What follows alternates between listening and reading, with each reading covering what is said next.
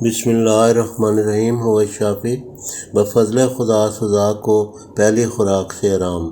سوزاک کے مرض میں پیشاب کے راستے پیپ اور خون پیشاب میں مل کر آتے ہیں اور شدید درد اور جلن ہوتی ہے۔ یہ ایک چھوت دار مرض ہے۔ اس کے لیے ایلوپیتھی میں اینٹی بایوٹکس کا استعمال کرایا جاتا ہے جو معدہ، جگر اور گردوں پر برے اثرات ڈالتا ہے۔ پس ہومیو یا ہربل بے ضرر علاج سے استفادہ کرنا چاہیے۔ عموماً درجہ ذیل اینٹی بایوٹکس استعمال ہوتے ہیں: پینیسلین، ایمپیسلین، ایماکسیسلین، ٹیٹراسائیکلین، ڈاکسی سائیکلین، سپروفلاکسسین، ایزیتھرومائسین وغیرہ۔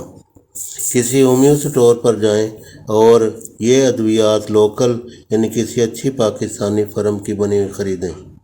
ولایتی نہ خریدیں کیونکہ وہ بہت مہنگی ہوتی ہیں، ان کی افادیت بھی اتنی ہوتی ہے۔ Number 1، cannabis سیٹائیوا CM 30 ml۔ Number 2، مرک کار CM 30 ml، یہ بھی لوکل۔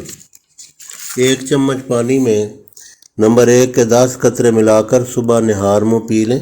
3 دن کے بعد نمبر 2 کے 10 قطرے صبح نہار منہ پی لیں۔ پھر 1 ماہ کے وقفہ سے علاج دہراتے رہیں، انشاءاللہ پہلی خوراک سے آرام ہوگا۔ ساتھ یہ ہربل علاج بھی جاری رکھیں۔ ریوند خطائی، کلمی شورا، نوشادر، زیرہ سفید ہر ایک 25 گرام پیس کر ملا لیں۔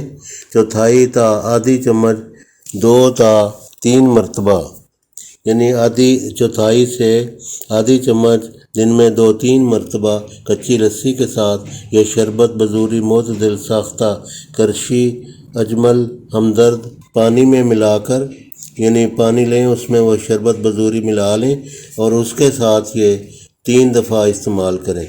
اگر یہ نسخہ خود نہ بنا سکے تو کرشی کی تیار کردہ دوائی سوزاک، اس دوائی کا نام ہی سوزاک ہے، سوزاک پاؤڈر استعمال کریں، یعنی شربت بذوری یا کچی لسی کے ساتھ۔ مثال کے طور پر بعض ایسے مریض بھی ہیں جن کو یہ تکلیف دہ مرض تھا اور وہ بہت سخت قسم کے اینٹی بایوٹک استعمال کرنے سے مستقل طور پر صحت یاب نہیں ہوئے تھے، وقتی عارضی فائدہ ہوا تھا اور اس کے بعد پھر ویسے ہی ہو گئے۔ اس سادہ سے علاج سے جس کا ہم نے اوپر ذکر کیا ہے، اس کی چند خوراکوں سے بفضل خدا صحت یاب ہو گئے، لیکن انہوں نے اپنے مکمل جو ہم جس کا ذکر کیا مکمل علاج کیا۔